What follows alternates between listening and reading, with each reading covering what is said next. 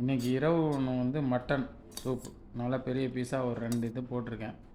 கிட்டத்தட்ட ஒரு 150 கிராம் 200 கிராம்குள்ளே தான் அந்த மட்டன். அப்புறம் வந்து இதில் வந்து குடமிளகா, கோஸ், கொள்ளு, பச்சைப்பயிறு, ஒயிட் பீன்ஸு, வேர்க்கடலை இதெல்லாம் முளைக்கட்டினது. அப்புறம் வாழைத்தண்டு.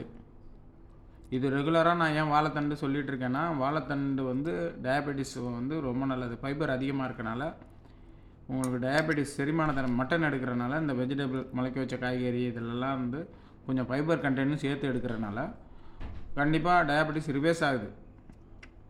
அதனால தான் நான் இது வந்து திரும்ப திரும்ப இந்த வாழைத்தண்டு போட்டுக்கிறேங்க, பச்சைப்பயிர் போட்டுக்கிறேங்க, கொள்ளு போட்டுக்கிறேன். கொள்ளெல்லாம் ஸ்ட்ரென்த்து கொஞ்சம் தான், ரொம்ப கம்மியான குவான்டிட்டி தான். நீங்கள் பார்த்தீங்கன்னா தெரியும், இவ்வளோ தான் நான் சாப்பிட்றது. இதுக்கப்புறம் மட்டன் சூப்பு. இதை வந்து ஒன்றுமே இல்லை பாருங்கள், வேக வச்சுருக்கேன். ஆயிலெலாம் கிடையாது, ரெண்டுலேயுமே ஆயில் கிடையாது. இதில் ஏதாவது ஆயில் தெரியுதா பாருங்கள், எதுவுமே கிடையாது. நான் ஆயிலே யூஸ் பண்ணுறேன் ரெண்டுலேயுமே. இப்படி சாப்பிட்டிங்கன்னா கொஞ்சமாக டயபெட்டிஸ் ரிவர்ஸ் ஆகுது. அதை செக் பண்ணியும் காமிச்சிட்டேன் உங்களுக்கு. HbA1c அந்த இதுவும் டெஸ்ட் எடுக்கணும், 3 months டெஸ்ட்டு. அதை எடுத்துகிட்டு நான் உங்களுக்கு அதையும் காமிக்கிறேன்.